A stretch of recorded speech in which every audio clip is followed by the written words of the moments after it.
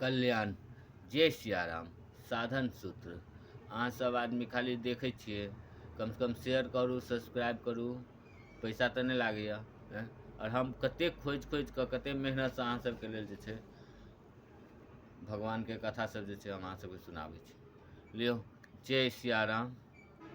भक्ति मार्ग, विश्वास पर आधारित प्रभु प्राप्ति का सरलतम मार्ग। आचार्य श्री गोविंद राम जी शर्मा। जल जो प्यारा मछली, लोभी प्यारा दाम, माता प्यारा बाल का, भक्त प्यारा राम। मछली को जैसे जल प्रिय है, लोभी व्यक्ति को जैसे धन प्रिय है, माता को जैसे संतान प्रिय है, वैसे ही भक्त को भगवान प्रिय है। गोस्वामी तुलसीदास जी महाराज ने तो कहा है, जैसे कामी को स्त्री प्रिय लगती है और लोभी को जैसे धन प्यारा लगता है, वैसे ही रघुनाथ हे राम आप निरंतर मुझे प्रिय लगिए। काम ही नारी प्यारी, जिमि लोभ ही प्रिय, जिमि दाम, तिमि रघुनाथ निरंतर, प्रिय लागहु मोहि राम। रामचरितमानस। भगवान का सच्चा भक्त तो सदैव परमात्मा का स्मरण करता रहता है। उसे भगवान इतने प्रिय लगते हैं कि उनके आगे वह संसार के सब सुखों का त्याग कर देता है। नारायण हरि भजन में ये पांचों न सुहात, विषय भोग निंद्रा हंसी, जगत प्रीति बहु बात।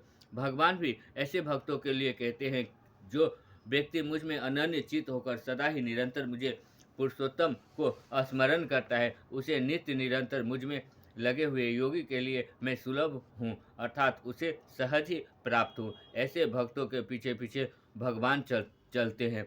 कबीरा मन निर्मल भया, जैसे गंगा नीर, पीछे पाछे हरि फिरे, कहत दास कबीर। भक्त कहता है, प्रभु जी तुम स्वामी हम दासा, ऐसी भगति करे रे दासा। और भगवान कहते हैं, मैं भक्तन को दास, भगत मेरी मुकुटमणि। कहते हैं, एक गररिया जंगल में बकरियों को चराता हुआ दोपहर के समय सूर्य की गर्मी से परेशान होकर एक वृक्ष के नीचे बैठ गया। वह हृदय का सच्चा तथा भोला था।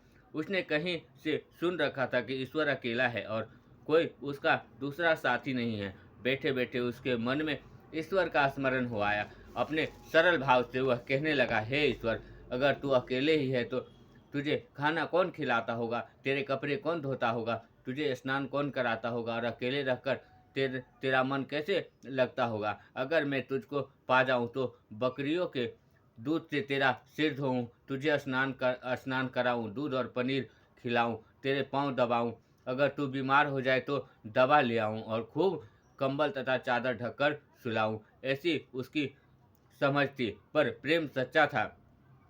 संयोग से हजरत मूसा नाम नबी उधर से गुजरे। उन्होंने गररिया की बातों को सुना। बोले, ओ काफिर, तू क्या बकता है? यह कहना घोर अपराध है, इससे खुदा नाराज होता है। नाराजगी का शब्द सुनते ही गररिये का हृदय कांप उठा। उसने सादगी से पूछा, हजरत, क्या मैंने पाप किया है? हजरत मूसा ने कहा, हाँ, तूने सख्त गुनाह किया है। ईश्वर की शान में ऐसी बातें कहना सख्त गुनाह है। सीधा साधा गररिया डर कर रोता हुआ जंगल की ओर चला गया।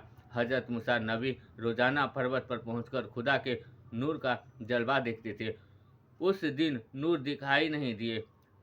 अर्ज की, ए मालिक, मैंने आज क्या कसूर किया जो हमेशा दीदार होता था और आज दीदार जलगार नहीं हुआ? आवाज आई, ए मूसा, आज तूने हमारे भक्त को हमसे अलग कर दिया।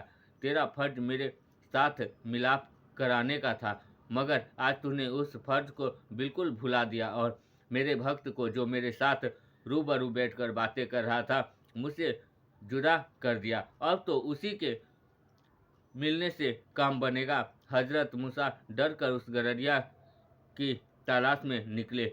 वह एक पेड़ के नीचे बैठा था। मूसा ने कहा, ए गररिये, तू जो कहता था सच था। उसी तरह तेरे कहने सुनने से खुदा राजी होता है। भक्ति में अडंबर भगवान को प्रिय नहीं है। भक्ति का तथा सरलतम पथ है। श्री राम अयोध्या वासियों से कहते हैं, कहो भगति पथ कवन प्रयासा, जोग नमक जप तप उपवासा, सरल स्वभाव न मन कुटिलाई, अजथा लाभ संतोष सदाई। रामचरितमानस। कहो तो भक्ति मार्ग में कौन सा परिश्रम है? इसमें न योग की आवश्यकता है, न यज्ञ जप तप और उपवास की। यहाँ इतना ही आवश्यक है कि सरल स्वभाव हो, मन में कुटिलता न हो और जो कुछ मिले उसमें सदा संतोष रखे। एक अनन्य स्थल पर जब विभीषण भगवान की शरणागति में आना चाहते हैं, भगवान राम सुग्रीव से कहते हैं, निर्मल मन जो जन सो मोहि पावा, मोहि कपट छल छिद्र न भावा। जो मनुष्य निर्मल मन का होता है वह मुझे पाता है, मुझे कपट और छल छिद्र नहीं सुहाते। इसी तरह श्रीमद् भागवत में भी असुर बालकों को समझाते हुए भक्त प्रहलाद कहते हैं, मित्रों, भगवान को प्रसन्न करने के लिए कोई बहुत परिश्रम या प्रयत्न नहीं करना पड़ता, क्योंकि वे समस्त प्राणियों के आत्मा हैं और सर्वत्र सबकी सत्ता के रूप में स्वयं सिद्ध वस्तु हैं। भगवान तो भाव के प्रेम के भूखे हैं।